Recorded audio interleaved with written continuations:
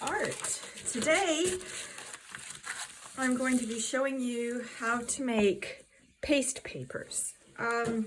Paste papers are a very old style of paper decorating. It involved using a paste mixed with pigment, and they were often used for covers and end pages in books.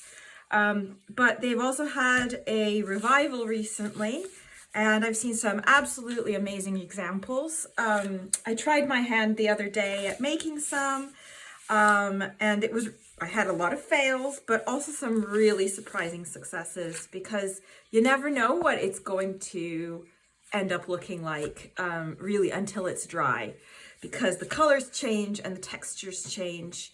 What's really cool about paste papers is that they have a memory, so to speak. When you're working on them, anything that you do, even if you like paint over it, it'll still be in there somewhere. So for example, in this one here, I did a bunch of half circles and then I didn't like it, so I painted over it, and then I went over them with a comb, and you still see all the layers in there, even if I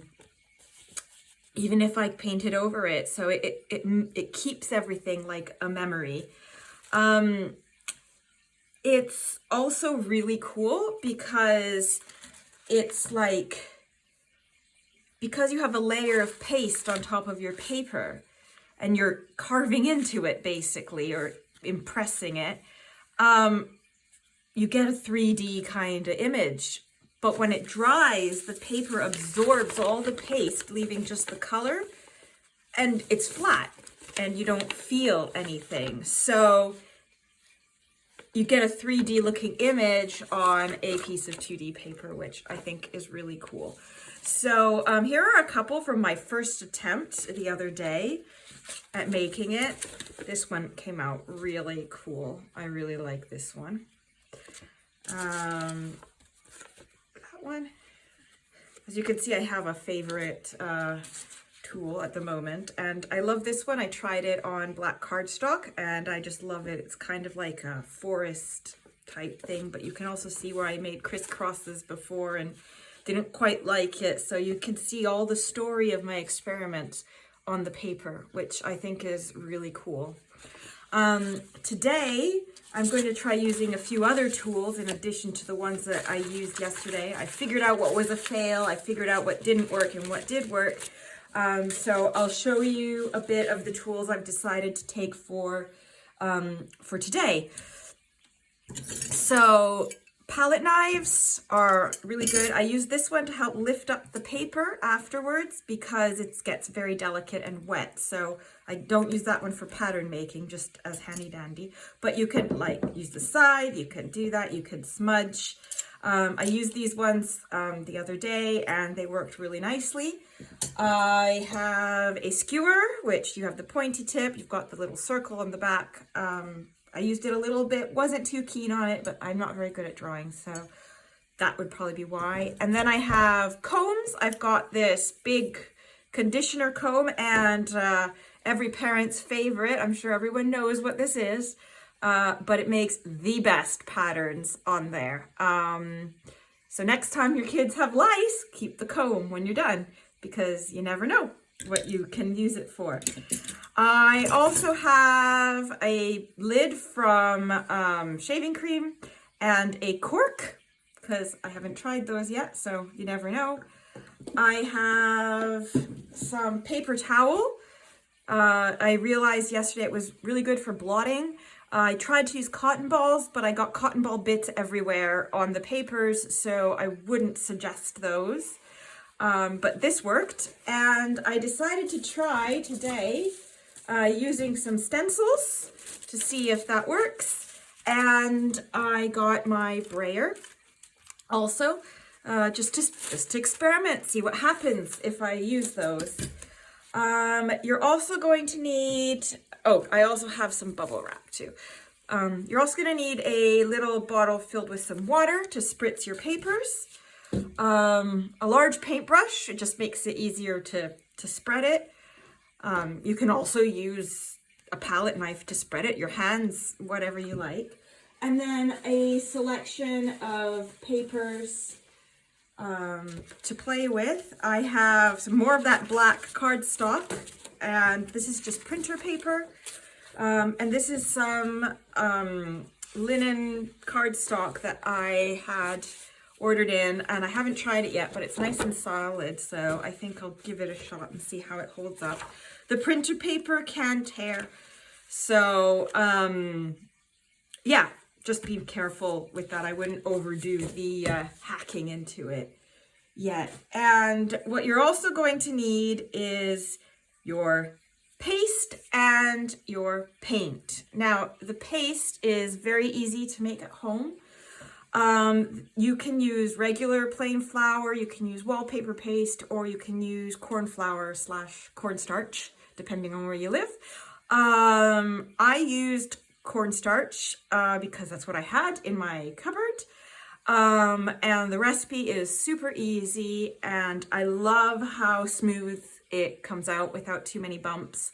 So that's what I would use. It's really easy to make. The proportions are 1 to 10. So if you're using 1 cup of cornstarch, then you would use 10 cups of water with it. In my case, I used half a cup of cornstarch, and then I used 5 cups of water. And you whisk it all together, and you cook it on the stove. You bring it to a simmer on the stove without letting it boil. You cook it for 5 minutes, and then you set it aside, and it'll last for ages. You can keep it, like I have, in a tub, which is very full, and in the fridge, and then you can use it within a couple weeks. So that also works really well. I've also got, just for mixing, I've got these little wooden utensils that I've used, but I got for a party, and I've used. And then you will need your paint colors. So for today, I've decided to use these. I've got, oh, I didn't really like this green. I don't know what, oh, I've got this one. That's what I want. I've got a yellow ochre, what appears to be black from one of my kids' crafting boxes. I've got a gray and a phthalo blue, just to see what this color combo kind of does. So what you need to do is spoon some into a container. If anyone was wondering what to do with goo jars, this is a great idea. So you spoon a bit in, and you squeeze in some paint, and you mix it up.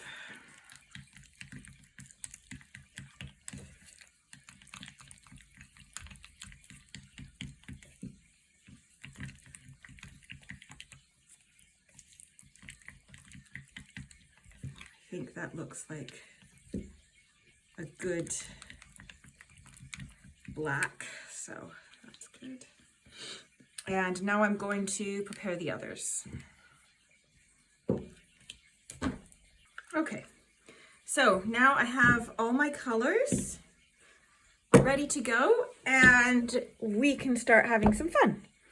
So to protect your work surface,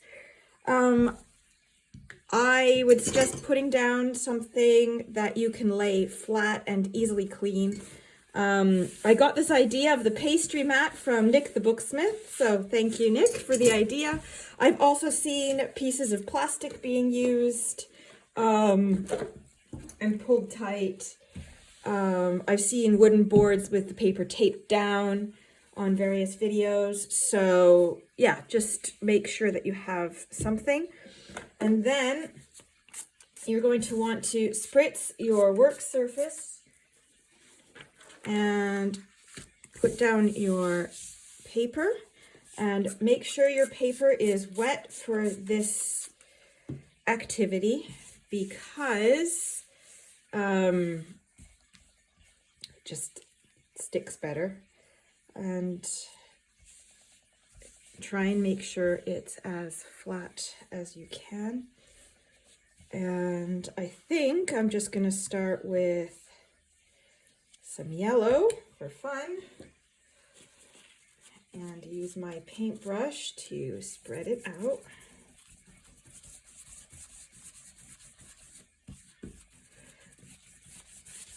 If you have it in the fridge, maybe it's best to bring it to room temperature first, probably, or else you got bits, I think.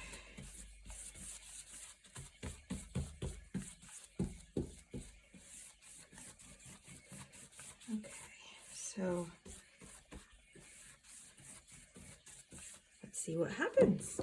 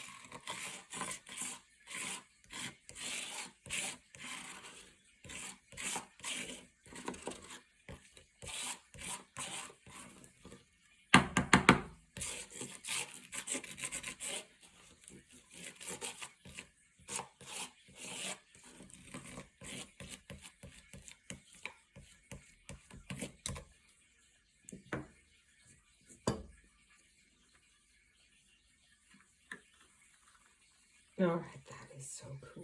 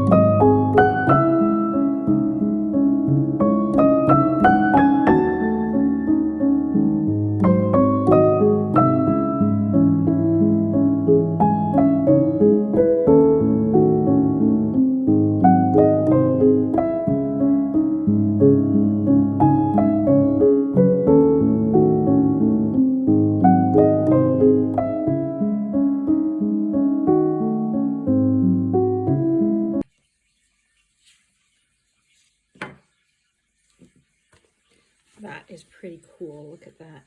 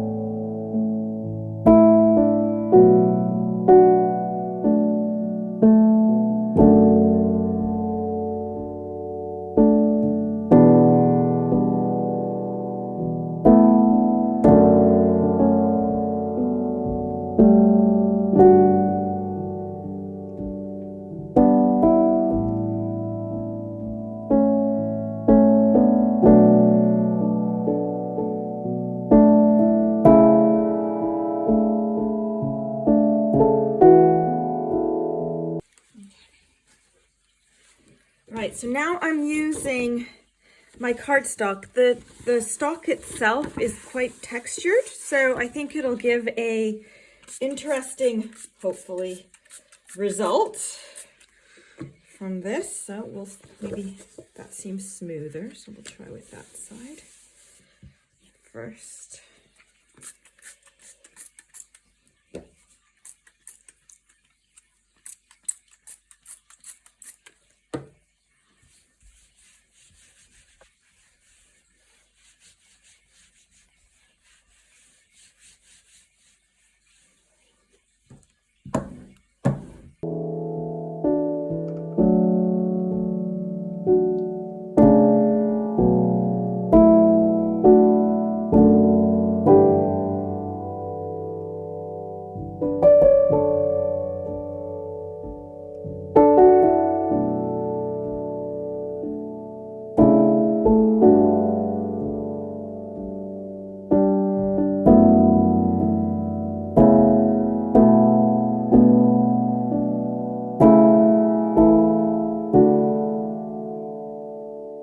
That's cool. I think I'm leaving that one as is.